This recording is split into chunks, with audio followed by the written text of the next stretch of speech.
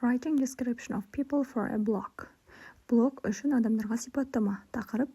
Exercise number 1. Read the text model text. Who are people from 1 to 5? Write their names. Мына жерде model тексті оқимыз да, және 1-ден 5-ке дейінгі сипаттамадағы адамдар, суреттегі кімдер, соны табу керек.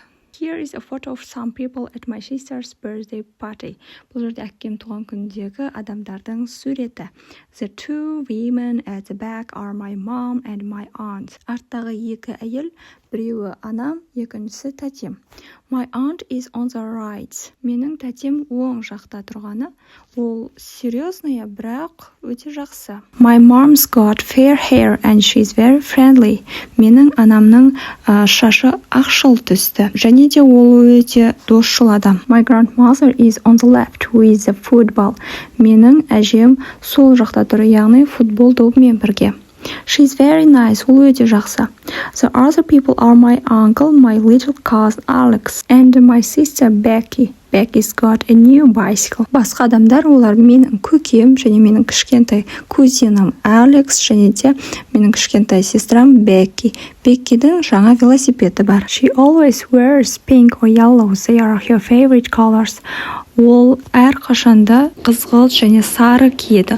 Олар оның сүйікті түстері. Let's continue the exercise. The woman with the football. Яғни футбол добын ұстаған әйел ол кім? Author's grandmother. Автордың әжесі. Okay, the second. The woman with the fair hair. Ашық түсті шашты әйел кім болады? The author's mom. Yes. The third. The girl with a bicycle. Яғни велосипедтегі қыз кім болады? The little sister. Fourth. The man with dark hair. Қара шашты ер кісі. Ол кім болады? Yes, автордың көкесі. Their uncle. The fifth. The little boy. Кішкентай бала кім? Yes, the cousin Alex. Exercise number 2. Complete the sentence with and, but, and or.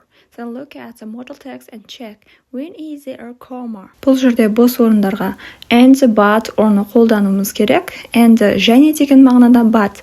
Бірақ or немесе деген My mom's got fair hair and she's very friendly. Менің анамның шашы ақшыл түсті және де ол досшыл. She is serious, but she is nice. Ол серьезная, бірақ ол жақсы.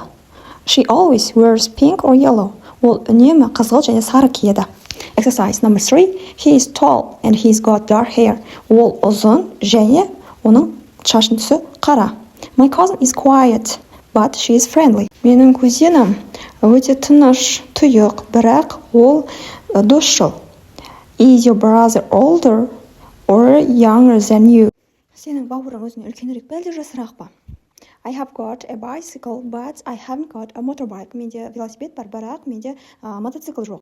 My sister is 16 and my brother is 14. Менің әпкем 16, ағам 14. There is a cinema, a museum and a restaurant on Lee Street. Lee Street'те кинотеатр, музей және де ресторан бар. Study the key phrases and write 6 sentences about the position of people in your class. Сыныптастарың отырған орнын сипаттап, мына key фразаларды қолдана отырып 6 сөйлем жаз.